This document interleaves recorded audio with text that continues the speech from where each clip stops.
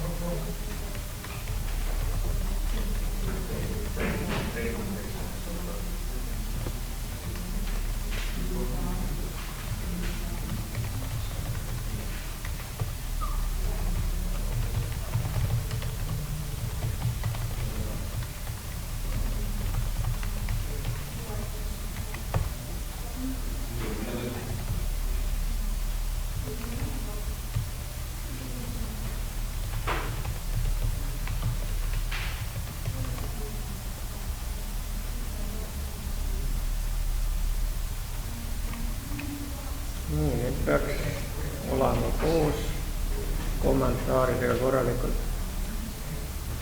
Ja et sellest oleks veel parem aru saada, teeme pildi ka veel.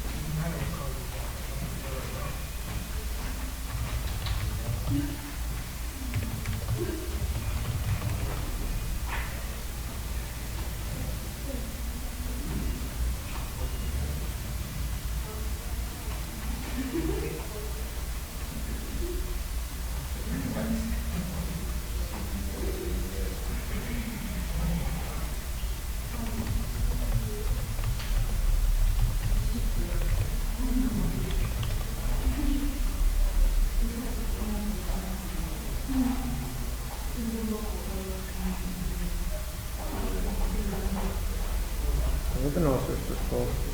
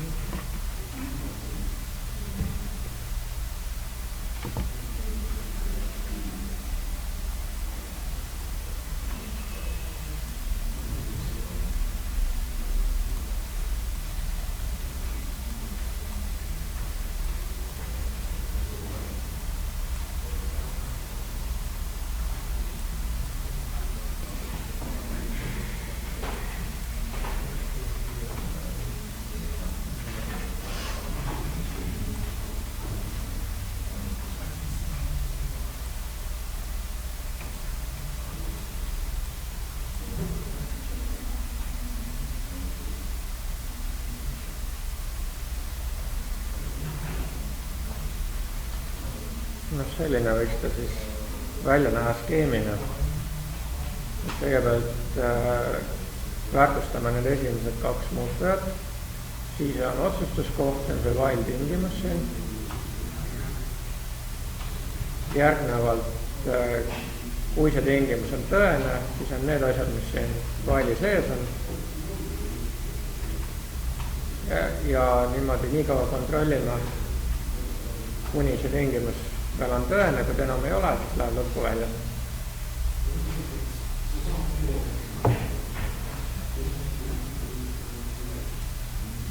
Aga praegu meil on niimoodi, et see ei tööta suvalise massiivi puhul.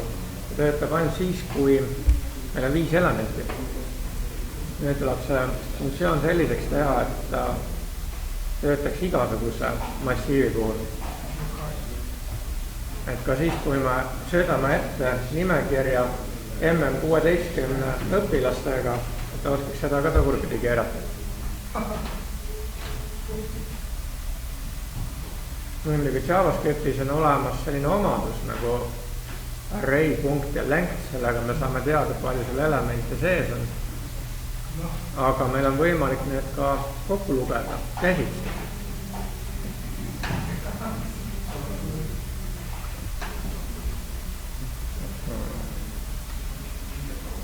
Loemegi käsitsi need kokku. Selleks võib näiteks kasutada foori.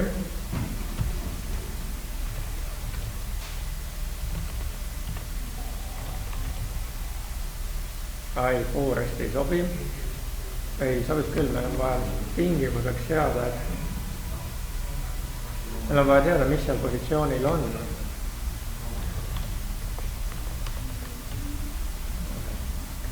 Kohal kursor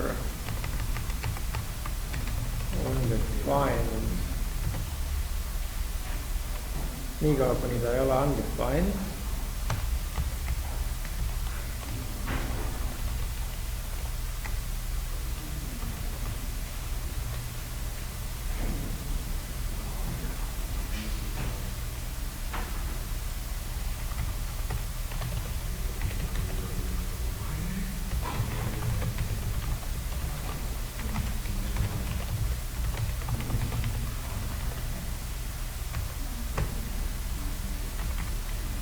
Ja nüüd meil seda siin ei ole vaja enam.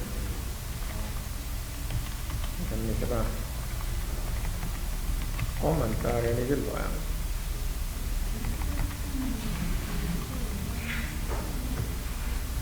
Kommentaari juurde.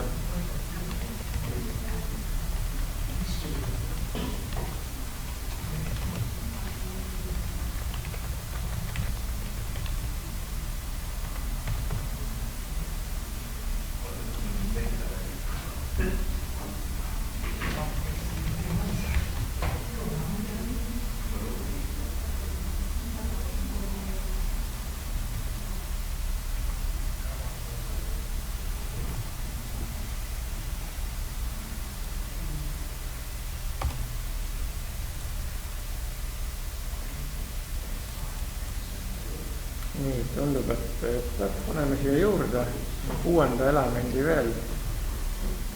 Kelle me paneme siia juurde? Alvin või?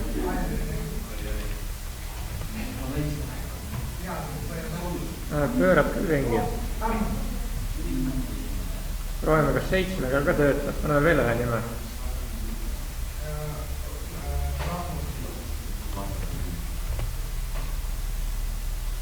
Töötab ka niimoodi.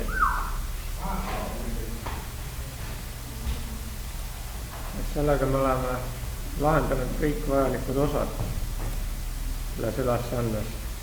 Me oleme täitnud tabeli, me oleme saanud aru, kuidas see algoritm toimib, oleme selle korda teinud niimoodi, et ta täidaks eesmärki, teinud JavaScripti lahenduse ja joonistanud selle skeemina ka veel üles. Aga nüüd enne, kui me lähme ülesandele 5, ma sain ühe idee Eikult ja selle põhjal ma koostasin ühe eraldi ülesande, mis on siin. Kõigepealt Eiko küsis, et mis kell meil algab ja siis ma vastasin sellele kirjale. Ei, ta küsis, et millal algavad tunnid, aga iga päev tunnid algavad ju keskööl, need 24 tundi alati resetitakse kell 0.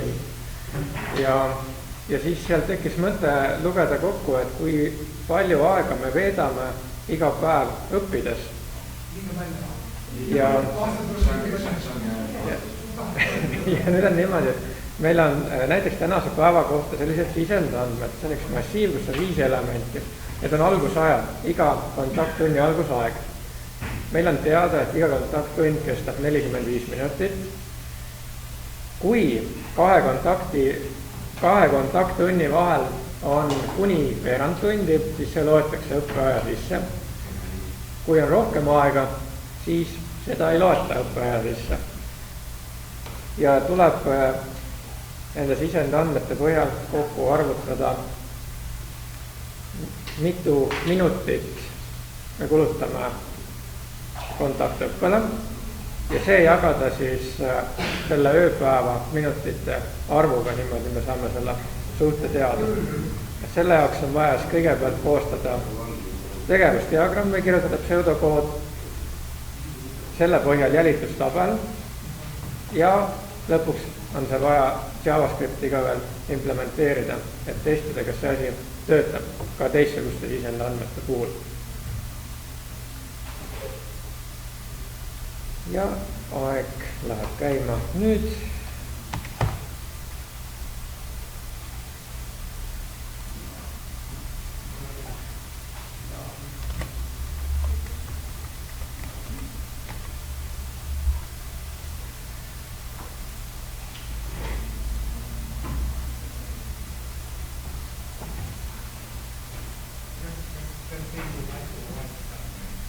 Jaa.